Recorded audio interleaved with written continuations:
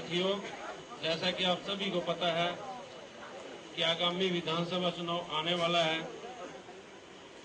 हर party से राजनीतिक लोग आपके पास आएंगे, आपको फिर से दोबारा सबज बाग दिखाएंगे, क्योंकि आप सभी को पता है इस गांव जुगुड़ में बहुत सी समस्याएं हैं। कई मेरे साथी मुझे मिलते हैं, मुझे हैरानी होती है कि कई कई साल पुराने उनके काम रुके पड़े हैं। साथियों, आप लोगों ने उन नेताओं को परखना है, समझना है, क्योंकि हमारा हल्का रादौर 20-25 साल से पिछड़ चुका है। जितनी समस्याएं हल्का रादौर में है शायद किसी भी हल्के में नहीं होंगी, क्योंकि जो मेरे बड़े नौजवान साथी हैं, मेरे बुजुर्ग हैं, उनको एक बात का पता होगा कि हल्का रादौर जो है 2009 से पहले आरक्षित था। यहाँ की सीट रिजर्व थी। जो राजनीतिक पार्टियां थी वो एससी समाज के लोगों को टिकट जरूर देती थी, यहाँ से विधायक भी बनते थे, लेकिन विकास के लिए ग्रांट नहीं मिलती थी उन लोगों को। ये सभी को पता होगा इस बात का, जिसके कारण ये हल्का बहुत पीछे जा चुका है। 2009 में ये हल्का जो है रिजर्व सीट यहाँ से तोड़ दी गई थी, ओपन कर दिया गया था। आपको मैं एक बात का एहसास जरूर दिलाऊंगा कि पहले तो ये हल्का रिजर्व था, इसलिए पार्टियों की एक मजबूरी होती थी एससी समाज के लोगों को टिकट देना। लेकिन 2009 में क्या किसी एससी समाज के भाई को किसी पार्टी ने टिकट दिया? और आज जो चुनाव होने जा रहा है इसमें भी आप लोगों ने देखना है कि अभी एससी समाज को जो अपना सबसे बड़ा हितैषी समझते हैं भी, हम एससी समाज के लिए ये करेंगे, वो करेंगे, वाल्मीकि समाज के लिए ये करेंगे। आज आप देख लेना, चुनाव आने वाला है, लगभग सभी पार्टियों ने अपने उम्मीदवार जो है घोषित कर दिए हैं, सिर्फ कांग्रेस का बाकी है। आप लोग देखना एससी समाज की और राजनीतिक पार्टियां कितने हितैषी हैं, आपको खुद ही पता चलेगा इस बात का। साथियों, मैं आपको एक बात जरूर बताऊंगा कि आज का जो युग है आधुनिक युग है। इस युग में जो है हर इंसान समझदार है। जो मेरे नौजवान साथी है, पढ़े लिखे हैं, इनको हर चीज की समझ है। जो 40-50 साल पहले युग था उस टाइम जो है हमारा समाज बहुत कम पढ़ा लिखा था, हमारे बुजुर्ग कम पढ़े लिखे थे, क्योंकि उनके पास सुविधाएं नहीं थी, स्कूल दूर थे, आर्थिक समस्याएं काफी थी। उस टाइम जब चुनाव होते थे उस टाइम हमारे बुजुर्ग क्या करते थे, केवल ऐसे इंसान को वोट देते थे जिसके पास 50-100 किले जमीन हो या कोई दबंग नेता हो जिसका नाम चलता हो। ऐसे लोगों को हम वोट दे देते थे, क्योंकि हम लोगों को अपनी वोट की कीमत का एहसास ही नहीं था। तो साथियों, उसके बाद फिर परिवर्तन हुआ। आज से 20-25 साल पहले फिर करवट ली, इस पूरे समाज में फिर परिवर्तन हुआ।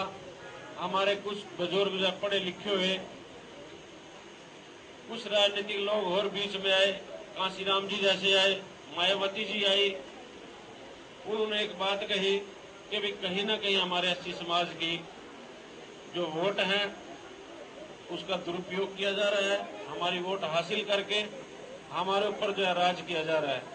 उन लोगों ने जो है एक जाति समीकरण हम लोगों के बीच में तैयार किया।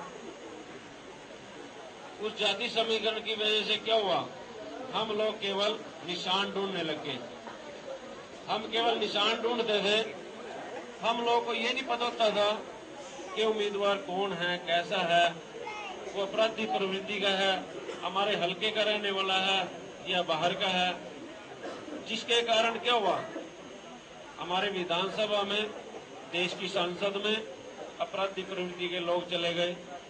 उन लोगों ने क्या किया, देश के पैसे को खूब लूटा, दुनिया भर के घोटाले हुए। मेरे बुजुर्गों को पता है, नौजवान साथियों को पता है, जब देश के पैसा उन्होंने लूटना शुरू किया, देश में महंगाई हुई।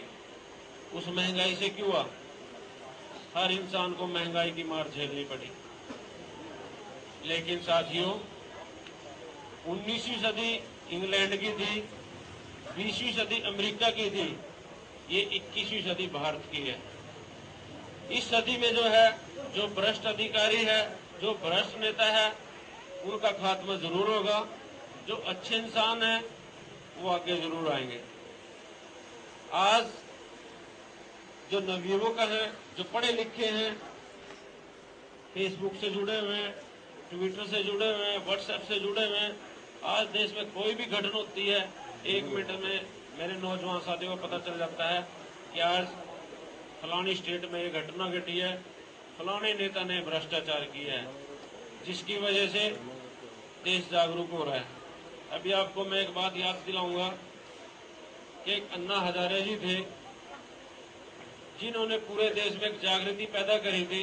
एक आंदोलन हुआ था भ्रष्टाचार के खिलाफ, और पूरे देश में से हर गांव से मेरी माताएं, बहनें, मेरे बुजुर्ग, मेरे नौजवान साथी सभी उस संगठन से जुड़े थे, और सभी लोगों के अंदर एक भावना जगी थी कि भाई हमारे देश में वाकई भ्रष्टाचार बहुत ज्यादा है। हमारे देश के खिलाफ बाहरी ताकतें जो है, पाकिस्तान, चीन जैसी हर रोज ताकतें जो पनप रही हैं। कभी हमारे सैनिकों के सर काट के ले जाते हैं, कभी जो बेकसूर लोग हैं उनको मार गिराया जाता है। इस तरह की बहुत सी घटनाएं हमारे देश में चली हुई थी, जिसके कारण क्या हुआ, देश में जागृति हुई, पूरा देश एक सूत्र में बंधा, और देश का जो सबसे बड़ा चुनाव हुआ उसमें मोदी जी की लहर थी, बीजेपी की लहर नहीं थी। ये सभी को पता होगा। पूरे देश ने मोदी जी को प्रधानमंत्री बनाया क्योंकि देश की एक इच्छा थी हर इंसान की कि देश में एक मजबूत नेता होना चाहिए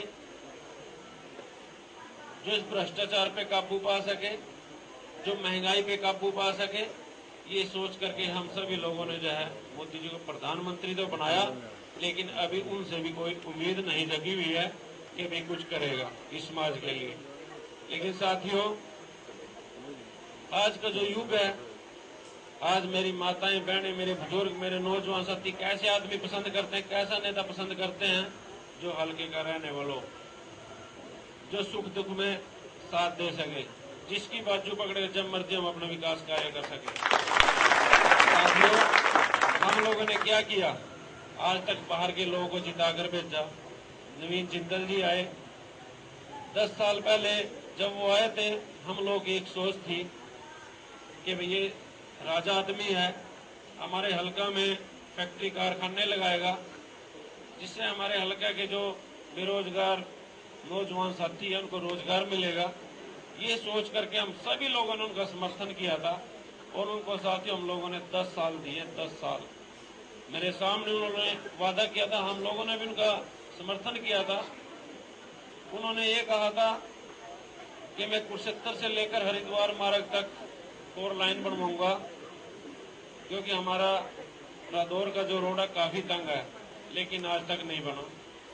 उन्होंने कहा था कि हल्का रादौर में मैं नौजवान साथियों के लिए स्टेडियम बनवाऊंगा, आज तक नहीं बना। उन्होंने ये भी वादा किया था कि मैं रादौर में गर्ल कॉलेज खुलवाऊंगा ताकि हल्के की बहन बेटियां रादौर में पढ़ सके, आज तक वो भी नहीं खुला। 2-3 वादे और करे थे उन्होंने कि कुरुक्षेत्र से यमुनानगर तक रेलवे लाइन बिछवाऊंगा, वो भी नहीं बिछी। एक और वादा करा था, कुरुक्षेत्र में हवाई पट्टी लेकर आऊंगा, वो भी नहीं लेकर आया। उन्होंने कैसे काम किए? जो हमारे यहाँ पर पार्क थे, काफी पुराने जज्जर थे, उन्होंने उनको दुरुस्त करके सस्ती लोकप्रियता हासिल करने के लिए उन पर अपने पिताजी का नाम जरूर लगा दिया। साथियों, आपको पता होगा अभी पार्क किसके काम आ रहे हैं? अगर वो 20-50 करोड़ की कोई फैक्ट्री लगाता, कारखाना लगाता, तो मेरे सारे नौजवान साथी शायद आज उसमें इनको रोजगार मिल जाता, लेकिन उसने कोई ध्यान नहीं दिया। छोटी सी एक वैन चला दी, उसमें गोलियां मिलती थी, वही बुखार की, वही सिर दर्द की, वही कैंसर की, वही टीबी की। सभी को पता होगा इस बात का। ये क्या था? इसी सस्ती लोकप्रियता हासिल करने का स्टंट था उनका। इसके अलावा उन्होंने क्या किया? आंखों के फ्री कैंप लगवाए, चश्मे बंटे। साथियों, हरियाणा के जितने भी जिले हैं सभी में आंखों के कैंप लगाए जाते हैं, सभी में चश्मे बांटे जाते हैं। क्योंकि ये लोग कौन करते हैं? या तो सामाजिक संगठन, या जो अच्छे सक्षम परिवार से हैं वो लोग दान करते हैं, बुजुर्गों का आशीर्वाद लेते हैं, लेकिन वो लोग सड़कें नहीं बना सकते, इन नौजवान साथियों को रोजगार नहीं दे सकते। जो एक संसद का काम था वो तो उन्होंने करे ही नहीं। इसके बाद क्या हुआ, इस हलका के लोगों ने उनको ऐसा सबक सिखाया। उसने क्या किया, वोट तो यहां से ली, एक यूनिवर्सिटी खोल ली सोनीपत जिले में जाकर। उस यूनिवर्सिटी में 5-7 हजार आदमियों को रोजगार मिलेगा, मजदूर लोगों को भी काम मिलेगा। इस हलके के लोगों ने उनको ऐसा सबक दिया कि अभी अगर यूनिवर्सिटी सोनीपत में खोली तो वोट भी वहीं से ले लेना। अब की बार जा 30 नंबर पे इसको बचा दिया नौजवान साथियों ने। तो साथियों, इस हलका रादौर की बहुत सी समस्याएं हैं। आज मेरा आपके पास आने का सिर्फ एक मकसद था कि मैं गांव जगोड़ी से, अपने बुजुर्गों से, अपनी माताओं से, अपने बहनों से और इन नौजवान साथियों से आशीर्वाद लेने आया हूं कि आने वाले विधानसभा चुनाव में अगर आप लोग सच्चे दिल से साथ देते हैं, ये भगवान का मंदिर है, यहाँ पे मैं भी झूठ नहीं बोलूंगा, यहाँ पर आप भी झूठ नहीं बोलेंगे। अगर आप लोग वाकई अपने हलके में विकास कार्य करवाना चाहते हैं, अपनी बहन बेटियों को रोजगार दिलवाना चाहते हैं, जो हमारे भाई हैं उनको रोजगार दिलाना चाहते हैं, तो साथियों, जो हमारा ये अभियान है, इस संगठन के कार्यकर्ता पदाधिकारी गांव-गांव में जाकर बुजुर्गों से मिल रहे हैं, माताओं से मिल रहे हैं, अपने नौजवान साथियों से मिल रहे हैं और इनको समझा रहे हैं कि भी हम लोगों को बहुत लूट लिया है, अब सब लोगों ने संगठित होकर चलना है और उन लोगों को हम लोगों ने मुंह तोड़ जवाब देना है जो 20-25 साल से केवल हम लोगों को सबजबाग दिखा रहे हैं। साथियों, अगर आप मुझे आशीर्वाद देते हैं तो मैं वादा करूंगा आप लोगों से कि जो काम पिछले 25 साल से इन विधायक या एमपी साहब ने नहीं कराए, तो आने वाले 5 साल में आपको हर काम करके दिखाऊंगा। साथियों,